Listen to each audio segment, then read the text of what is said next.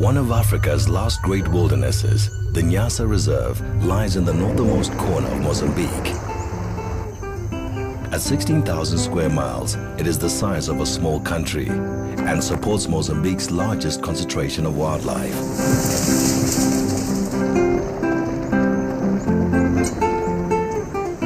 Surprisingly, it is also home to 25,000 people.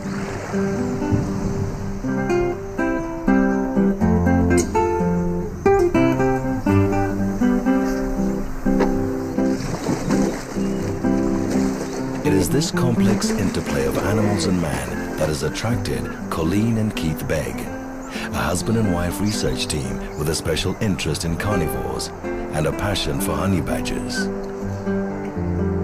2 years earlier, in the wide open spaces of the Kalahari Desert, the Beggs carried out the first major study of honey badgers.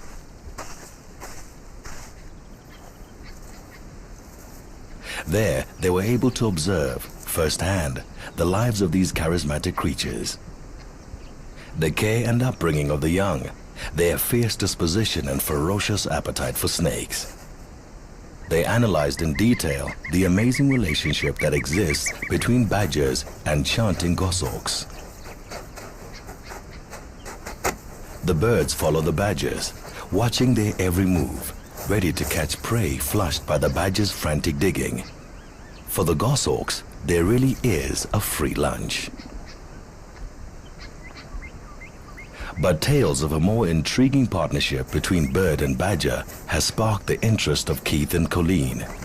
A little bird known as a honey guide is said to lead badgers to beehives by its insistent calling.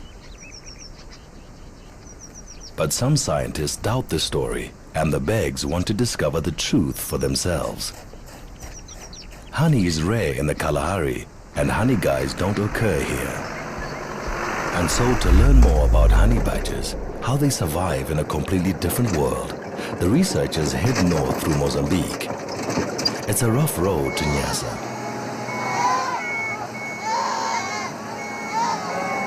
A 10-day journey that will take the Beggs 3,000 miles from their home in South Africa.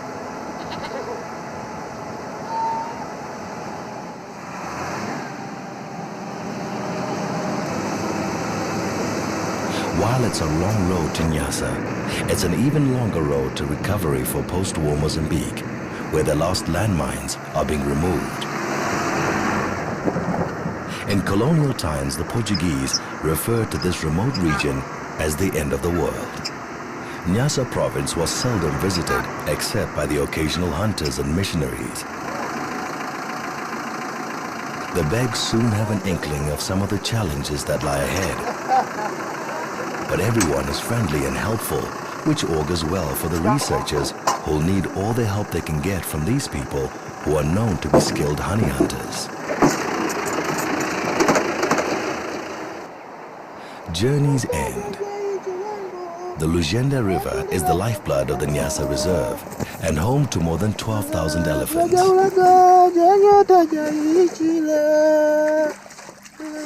They have a new member on the team.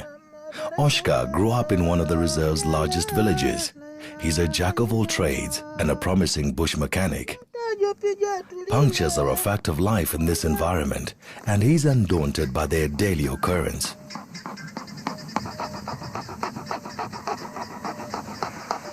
But he retains a healthy respect for Niassa's largest residents that regularly come to visit.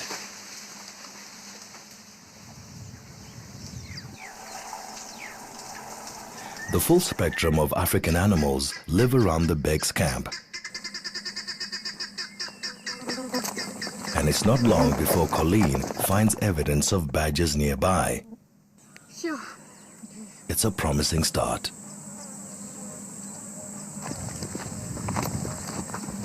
It would be amazing to be able to follow a badger here.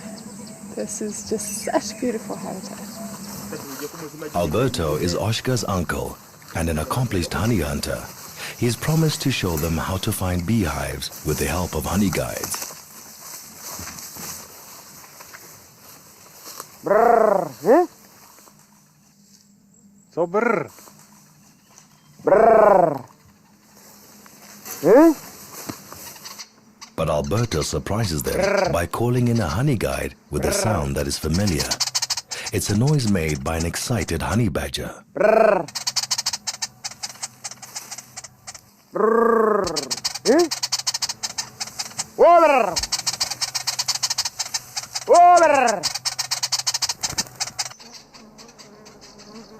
Saki mesmo aqui. Mele saki. Esse pau aqui grande. Generations of honey hunters like Alberto have followed honey guides to hives. But do the birds also entice badgers to follow them? While Alberto smokes out the hive, the honey guide waits nearby for scraps of waxy honeycomb, reward for its help in finding this hive.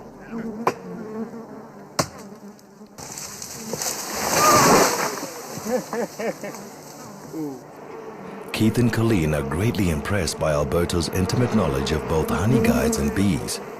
They are especially intrigued by his use of what appears to be a honey badger sound to attract the birds. He tells them it's a call his father taught him.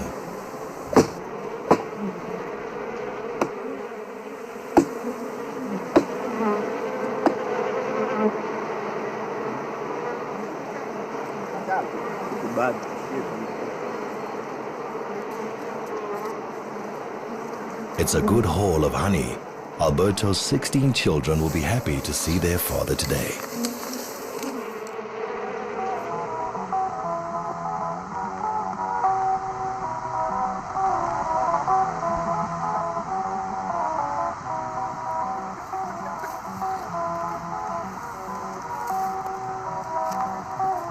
Alberto joins the badger team. His bush skills will complement Oshka's village education. He's putting the finishing touches to his new bed.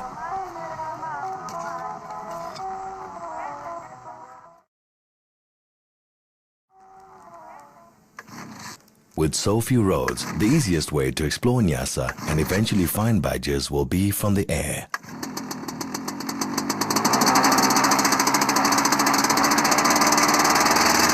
Alberto and Oshka have some serious doubts.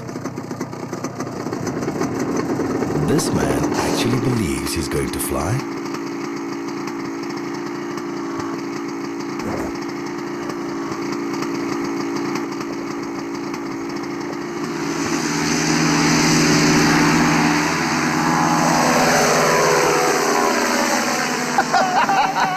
Oh yeah!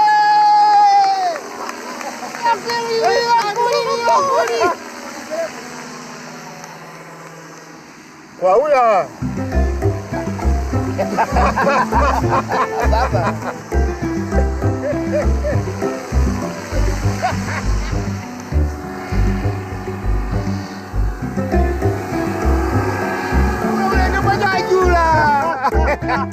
Viva Curi! Viva Curi! Viva the honey badger! But from Keith's vantage point, it's clear to him that finding and following badgers in this terrain is a daunting prospect.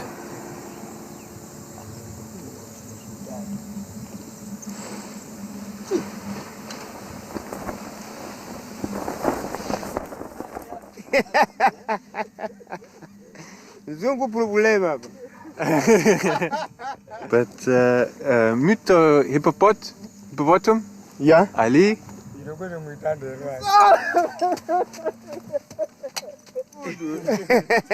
Oscar depois da manhã.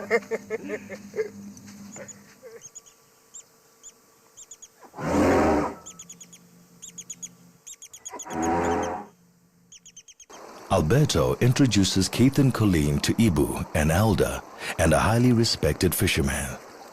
He is said also to be a daring honey hunter. He's mystified why anyone should want to go to so much effort to find a honey badger. Fishing is the main activity of Keith and Colleen's neighbors. The fishing camp is always busy as traps are being made and repaired under Ibu's watchful eye. Fishing is a family affair, and even Ibu's youngest son, Somani, prepares his own nets. Lero aji. Wele wane, wele wiwaite ukuluwa kwa mpaka lani ya kudu. Anu papa kwa pepa la moze mula. Time spent with the fishermen is a fascinating glimpse into a vanishing culture. And soon the Begs find that they have their trust and acceptance. Papa, karere. Muito obrigado. Obrigado, Sepi. Keith and Colleen will come to rely on this family who live so close to nature and who lead such different lives. Back at the badger camp, preparations are also underway to find and catch those elusive badgers. While Keith makes traps, Oshka suits special plates that will reveal the tracks of badgers or any animal that walks over them to get to the bait. It's a useful way to learn which carnivores are in the area.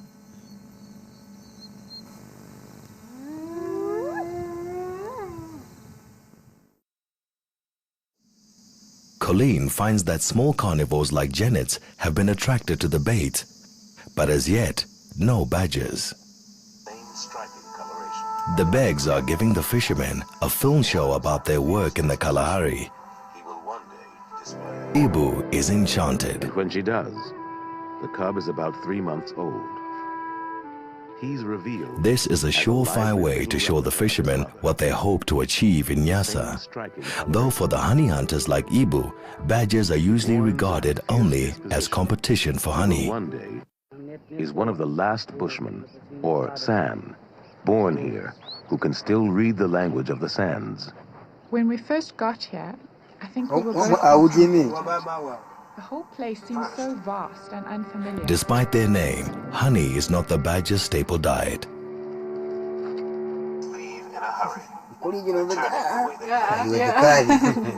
Snakes are the favorite item on their menu. They can eat 30 feet of snake in less than 3 days. He starts at the head.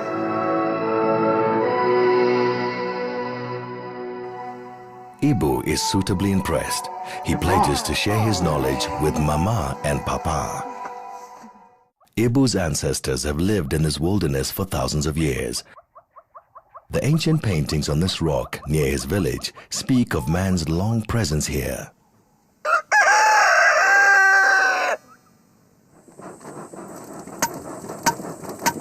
Ibu introduces the Begs to the ancient rhythms of his world, one still intricately linked to nature. A carefully forged axe blade is essential to living here.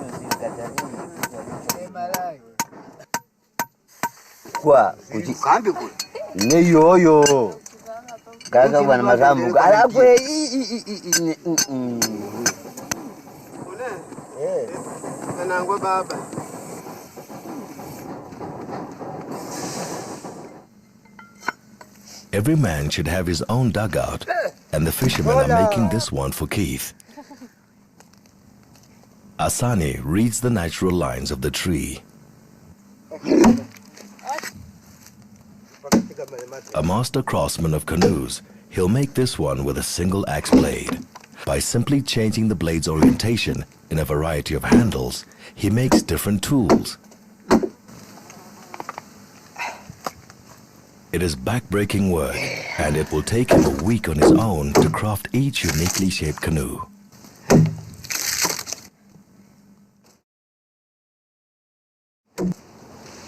Along the river, and despite the ever-present danger, Somani and his young friends are honing their fishing skills. Like otters, they chase fish through the rocky channels into their carefully arranged nets.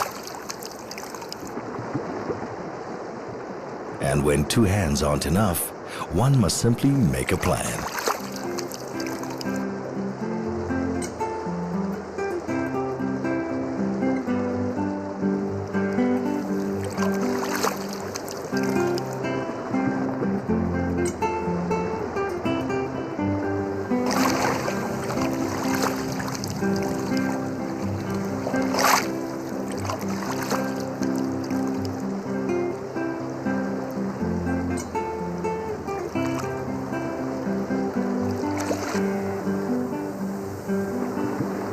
Sometimes they flush out the unexpected, but this crocodile is gently released.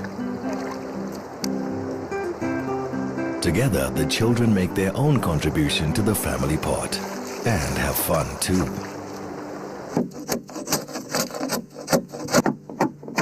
The canoe is almost ready. Asani is making his finishing touches.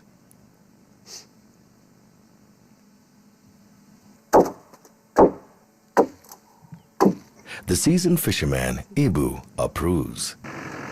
And Keith's dugout hitches a ride to the river.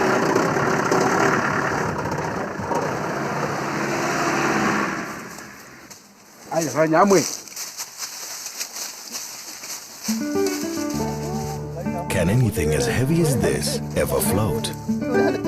Ibu seems confident.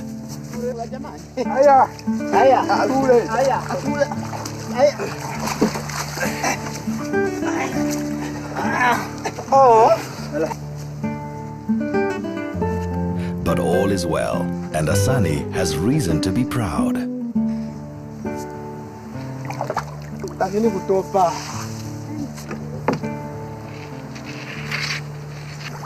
Ibu puts the canoe through its paces. And then it's time for the new owner to try his luck.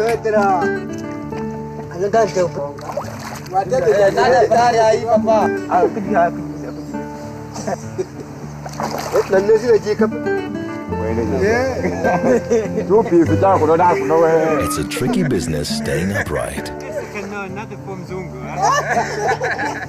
But eventually, Keith salvages a little respect. Each day, the search for the badgers continues. Colleen leaves smelly little treats in the traps, while Alberto lays enticing scent trails from his bucket of offal to draw the badgers to the traps.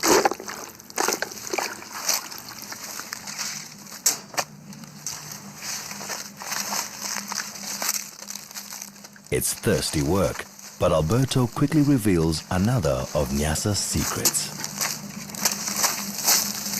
Hey! Esse é água. Quer mamar aquele pouco? Yeah, pouco. Bom! É bom a água. Nome é esse? Ntambe. Ntambe. Epa!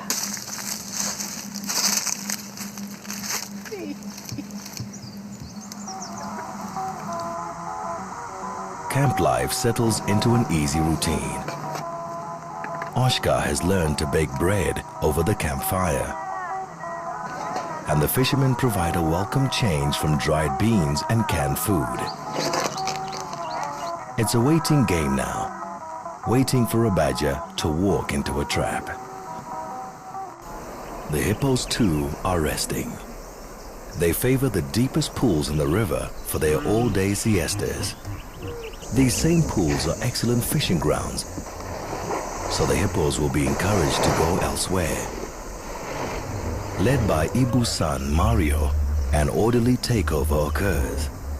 The fishermen cautiously make their way, keeping as close to the bank as possible. Hippos are said to kill more people in Africa than any other animal, but these fishermen appear to be quite confident. They make for the rock in the center of the pool, the one the hippos lie around. From here, armed only with a handful of stones, the hippos are reminded to keep their distance while their nets are prepared for a night of fishing.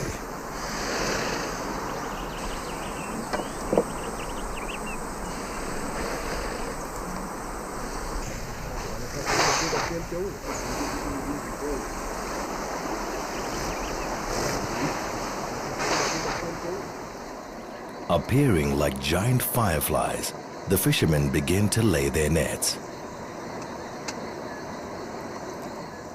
Each man must keep balance in his leaky craft, watch his fire, and be on guard for the ever-present crocodiles.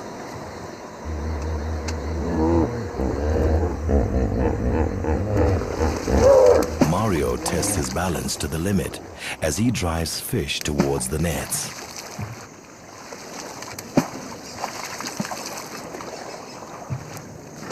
The Begs are active at night too, exploring the woodland as part of their endless search for badgers. During their night drives, they have already discovered that Niassa is home to a large population of endangered African wild dogs.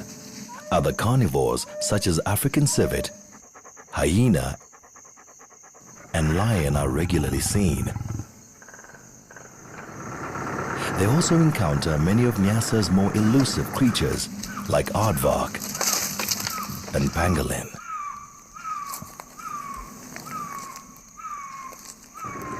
They've already found 24 species of carnivore living here. But as yet, no honey badgers have been seen. Back in camp, they find they have a visitor. This leopard cannot resist the enticing smell of offal coming from the bait bucket.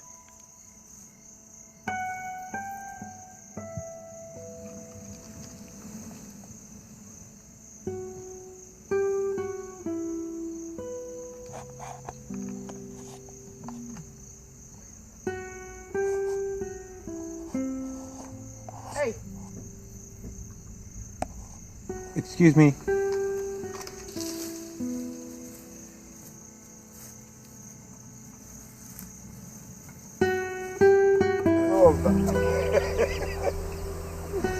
While the hippos wait impatiently upstream, the fishermen lift their nets.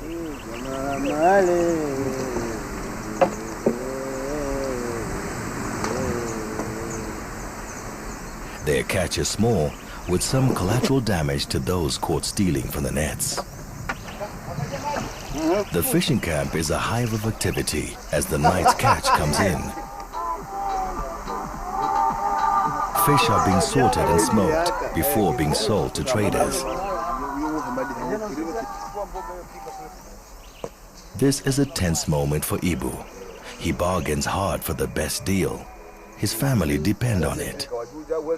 Little cash changes hands. Instead, fish are the currency and are bartered for everything from bicycle parts and batteries to food and clothing.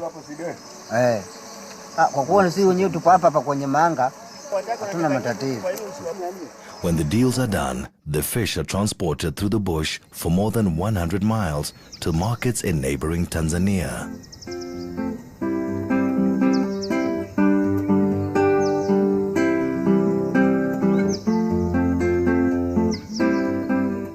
At last, Alberto has found the telltale scratches of a honey badger on the bark of a baobab underneath a beehive, and a trap is set at the base of the tree.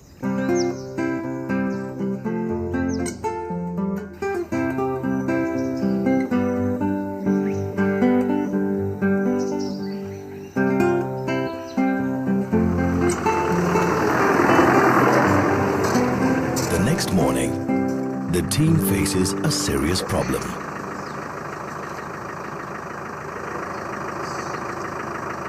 Big leopard in the cage.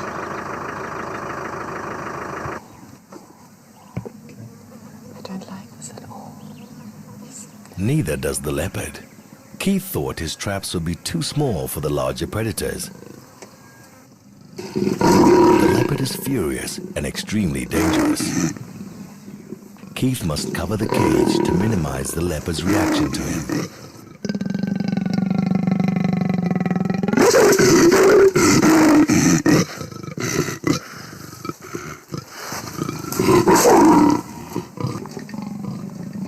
It's not a plan for the faint-hearted.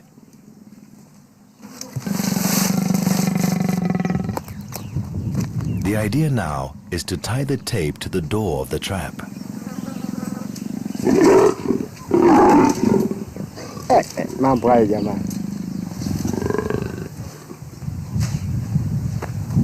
Once attached to the top of the door, the tape can be pulled from a safer distance to release the leopard.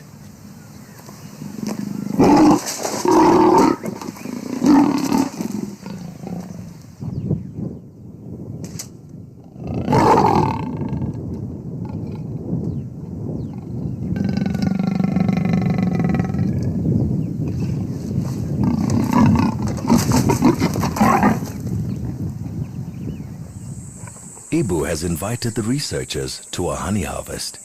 At least 5 hives are lodged impossibly high in a magnificent baobab. Ibu calls this tree Chief of the Baobabs and returns here every year to harvest honey. He assures the Begs that tomorrow honey guides will be attracted from his activities tonight. Keith and Colleen hope they'll be able to observe the bird's behavior in more detail, and maybe even a honey badger will appear. Ibu's harvest is a deadly serious affair. His life will depend on meticulous preparation, which will take him and his trusted friend Laini the rest of the day.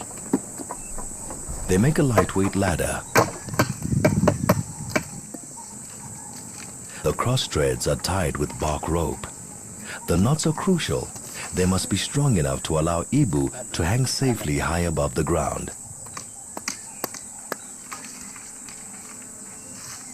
This old ladder and the stakes used last year must all be replaced. This is old bushcraft handed down from father to son.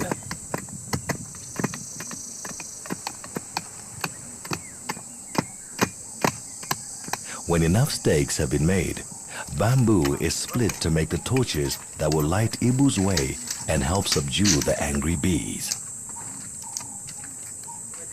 Meanwhile, a cloud of stingless bees makes life difficult for everyone.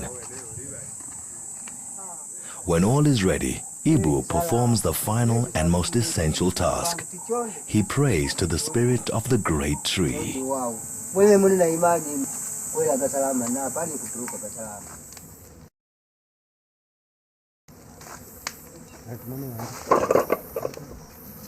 A dark night is especially chosen by Ibu. It might offer him some protection from the bees' painful stings.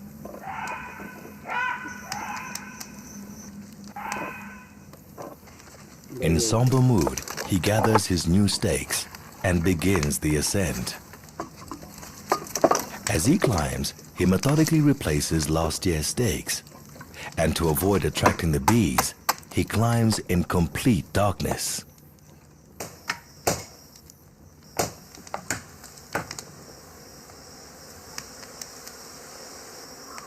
Only when he is dangerously high in the tree does he haul up a flaming torch to light his way and to try to subdue the bees that are becoming alert to the raid.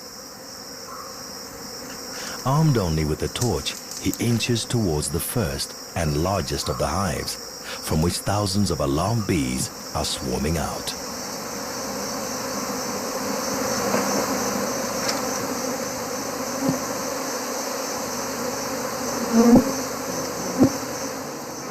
He'll be stung countless times as he wields his torch. But now, he must concentrate only on attaching his new ladder. From the ladder, he will hang precariously alongside the large combs with their angry occupants. While he continues to scorch the bees, he removes the combs from the hive. Some old pieces are simply thrown down.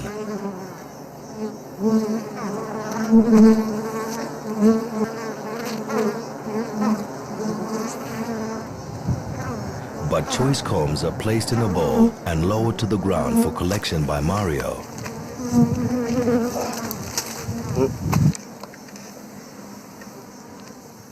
While Ibu raids above, those below enjoy his hard-won spoils.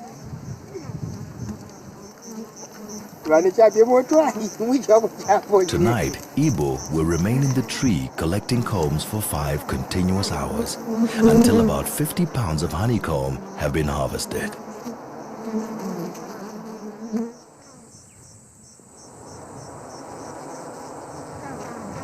By dawn, the hives have been stripped bare, and the promised honey guides are arriving in numbers never before seen by the Begs.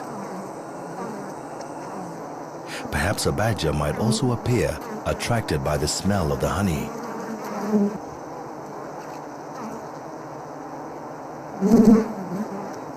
Some of the old honeycombs have been left on the ground for the honey guides, who are one of very few animals that can digest wax.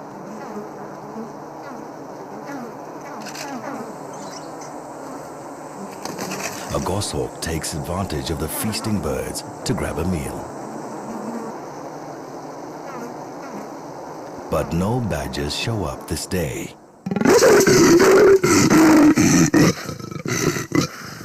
They know the routine by now. Still, some scary moments. Ainda. Abrir pouco.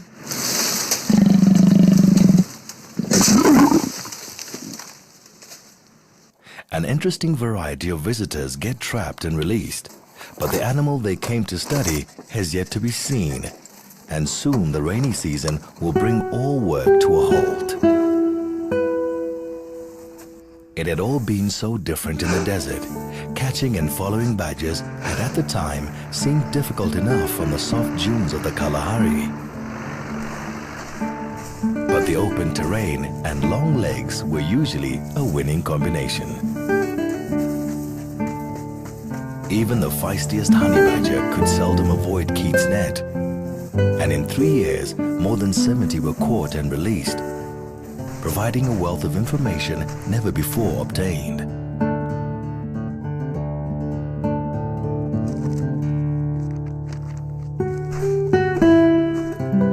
In Niassa, everything seems conspired against them. Even the punctures take on nightmare dimensions. Este nada bom. Muito problema aqui. Nada bom. Pancha grande.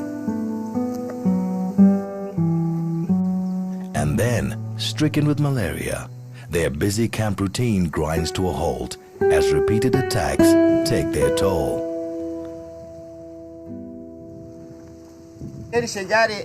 Alberto thinks he has a solution. He believes they must ask the help of the ancestors. Particularly the great chief Nantusi, who lived in this area many generations ago. Keith and Colleen are skeptical, but intrigued. They are prepared to try anything to break their run of bad luck. Alberto has arranged a meeting with the current chief, Namanya, who agrees to take them to a sacred grave. For the people of this area, it is natural to ask for help from their ancestors, and Keith and Colleen are touched by the concern and generosity of these folk who are willing to appeal to the great chief on their behalf.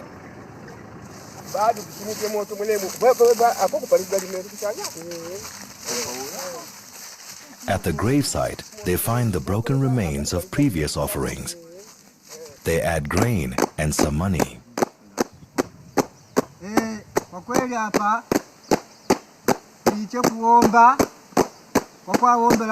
by Ibu, they pay their respects and ask for help.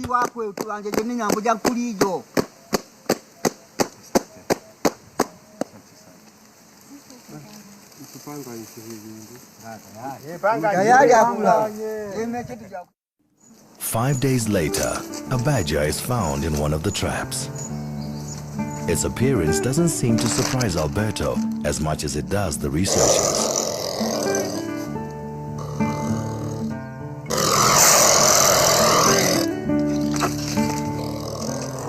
The procedure now is one they know so well. They've done it before with countless badgers.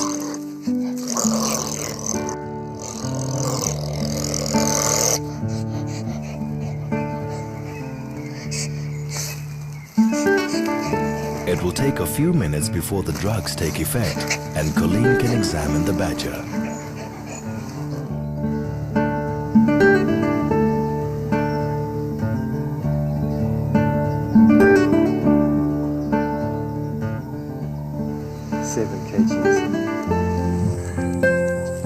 Got any more of these bolts?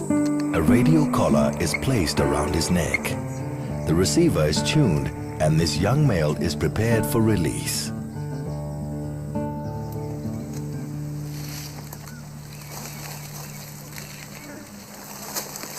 In less than an hour of being immobilized, the badger recovers and trots away. This is what they have come to Niassa for, to follow the adventures of a badger in woodland.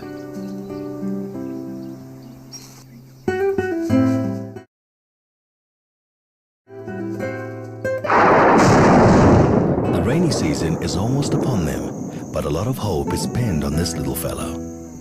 The researchers want to track him for as long as possible. Gradually, their badger becomes used to being followed through the woodland by a noisy Land Rover.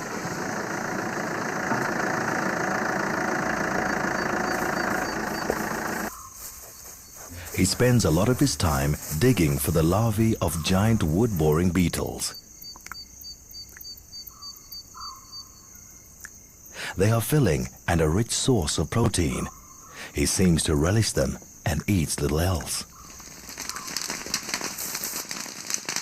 As seasonal fires sweep through the woodlands, it becomes easier to negotiate the rugged terrain.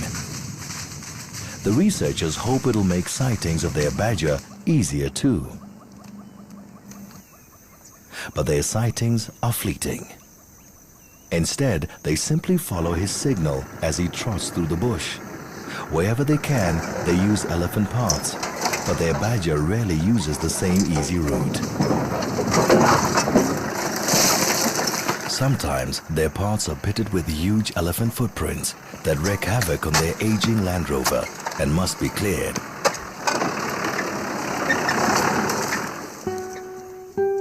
Keeping track of this wily beast is an exhausting business.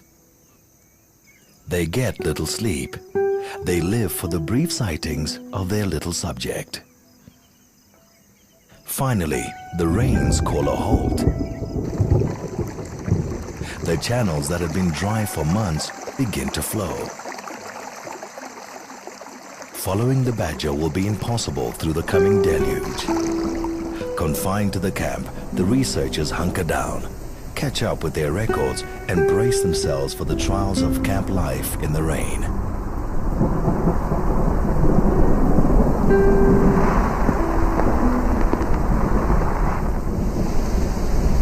The rainy season here is brief but heavy. Most rains fall in just 4 months.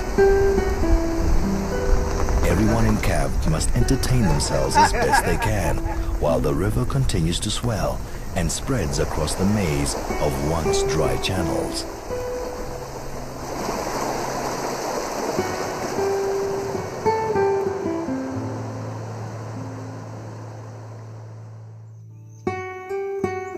The rains transform Niassa. It's a time of joyful activity, abundant grazing, and easy living. But it is no picnic for the researchers as they try to follow a faint signal through a quagmire. They know their badger is out there, but they're just too bogged down to find him.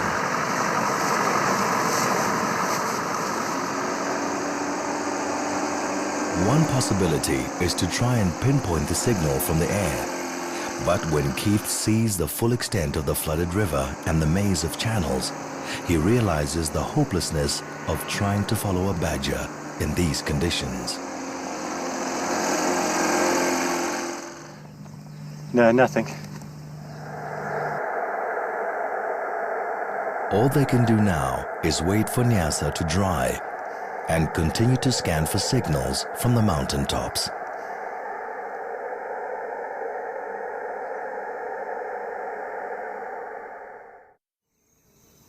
And then, at last, after weeks of searching, a faint signal is picked up.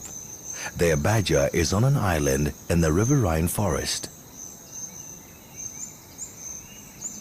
Lion tracks are far easier to spot than badger. A faint signal points ahead, but dangerous animals are all about.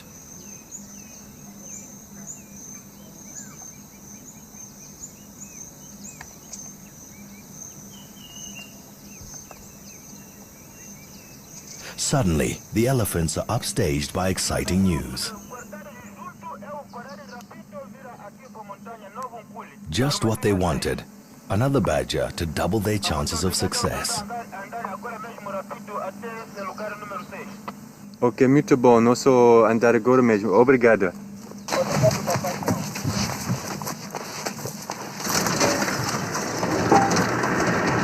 Inculi? Sim. Epá, esse é bom. Aonde?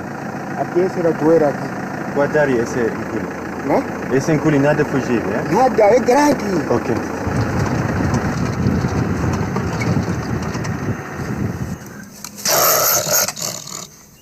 A large older male badger is in the trap.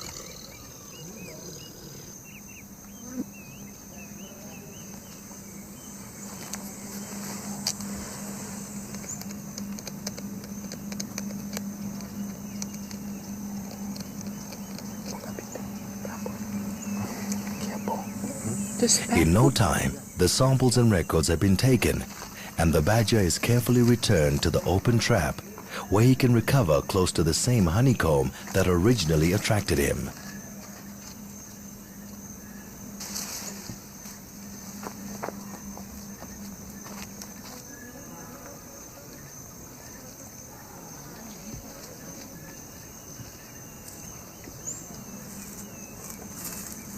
His groggy confusion will soon wear off, and Keith and Colleen know that in a few minutes he'll be trotting about without any memory of this strange experience. Colleen is sending email via radio signal to an old friend, renowned wildlife veterinarian Dr. Mike Koch. The badger's lifestyle isn't well suited to radio collars, and it is best to implant a radio transmitter.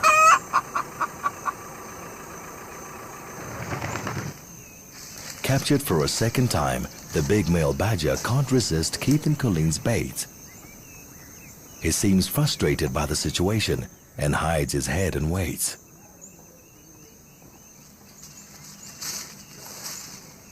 But on release, he instantly regains his feistiness and tries to exact revenge.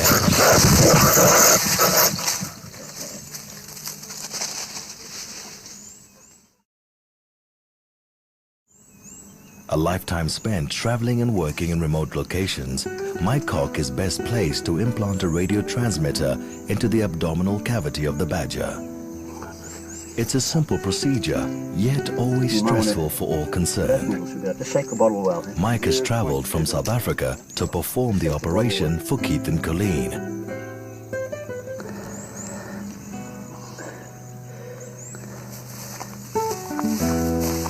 All goes well, and the patient is soon ready for release.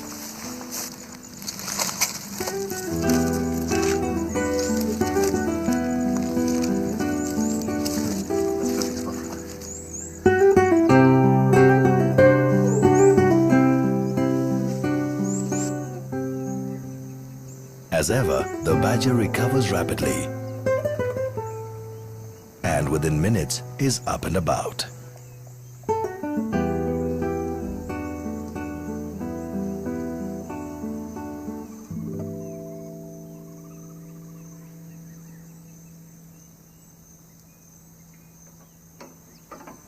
The challenge of keeping up with the badgers in the woodland is exacting a heavy toll on the vehicle, and constant repairs are necessary.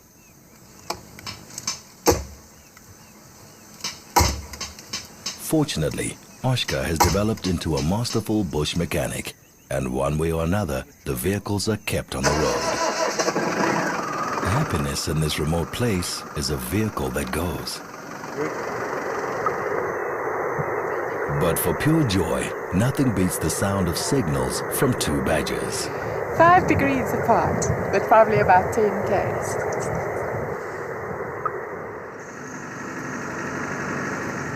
Once located, the arduous task of following the badgers begins again. They've decided to stay with a younger male who is spending most of his time rooting around in soft sand. With his amazing sense of smell, he's able to locate frogs and nutritious beetle larvae buried deep in the sand. But the weather is hot, and most of the badger's foraging is done at night, when honey guides are sleeping. And as in the Kalahari, the begs are finding that the badgers have unusually large home ranges. The young male roams over at least 170 square miles. He's forever on the move, and the researchers must follow as best they can. After weeks of this routine, the badger rewards his followers with a night of surprises. He discovers a beehive deep inside a marula tree. The entrance is narrow and he struggles to enter.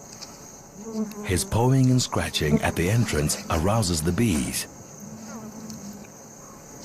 They swarm out to defend their hive, but the badger is undeterred. This is a situation for which Keith and Colleen are well prepared. The badger gets many stings. They irritate, but he's a tough little fellow and keeps on trying. He manages to claw out a few pieces of honeycomb, and now there's no stopping him. Gradually, he forces his way right up into the hive, where he remains only long enough to become coated in honey. Emerging from the hive covered in sticky honey, he licks the spoils from his fur.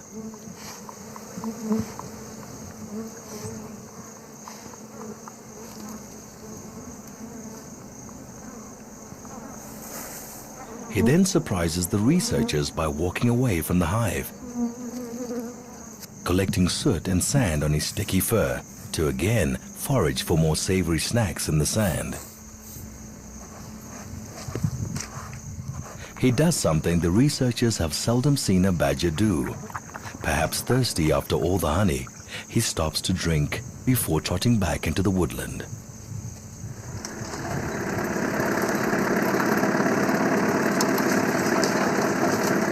It becomes obvious that he's heading back to the hive for another round. Once again, he squeezes his way into the narrow entrance. But this time, he remains there until dawn.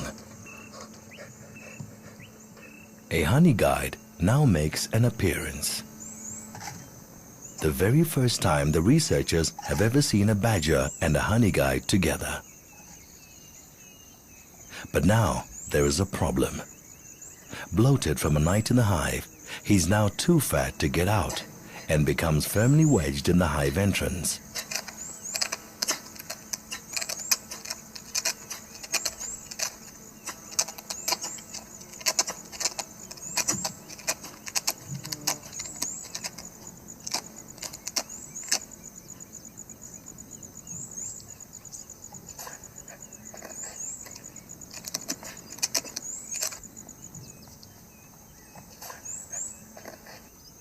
These struggles are anxious moments for Keith and Colleen. But before they can decide what to do, he manages to wriggle free.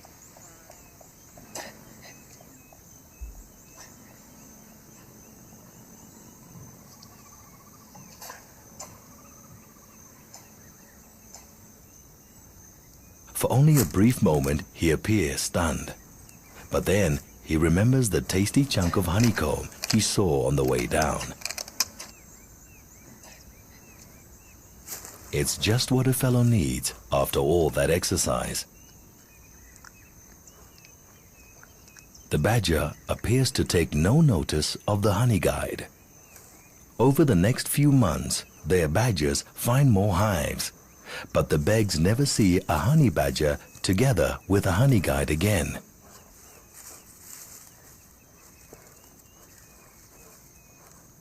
So what of the story of the honey guide and the badger?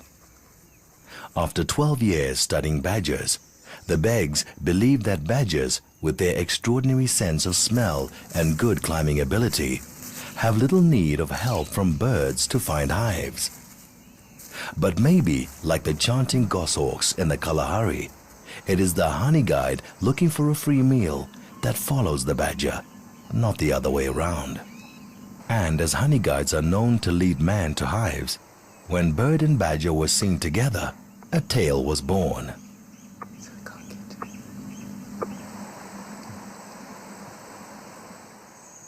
The story of the Beggs' pursuit of badgers has been as much about adventure as it has been about research. For now, the badgers have won, and it's time to leave them. And time for Keith and Colleen to say goodbye to the people who helped them and for Alberto and Oscar to return to their families.